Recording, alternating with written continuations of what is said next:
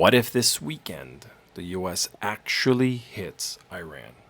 So here's where we're at. Multiple credible reports say that the U.S. is actively weighing military strikes on Iran, targeted strikes on leaders, missile sites, nuclear-related facilities to try and spur internal upheaval in Iran. That's not rumor. That's what multiple U.S. sources told Reuters today. Now, the Pentagon and the White House are meeting with Saudi and Israeli defense officials in Washington about these exact strike options. Meanwhile, the U.S. has moved a massive armada into the Middle East. Aircraft carriers, destroyers, F-15 fighter supports, the biggest buildup since last year's strikes. Oil prices spiked again today on fear of conflict. Markets are literally pricing in war. And just a little while ago, flight tracking shows an Iranian government plane leaving Tehran for Moscow.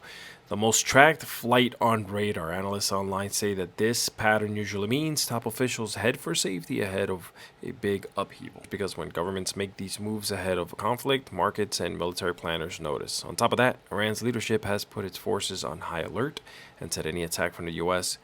would be treated as all-out war. Listen, we already saw airlines cancel flights to the Middle East because even the private sector thinks something is coming.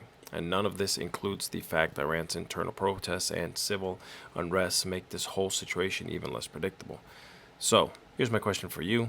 If the U.S. strikes Iran this weekend, do you think it stops the regime or just sparks an all-out bigger war that we just don't freaking need? Hit the buttons right here on the side of the screen. Make sure you repost, like, get in these comments. Let's talk about it.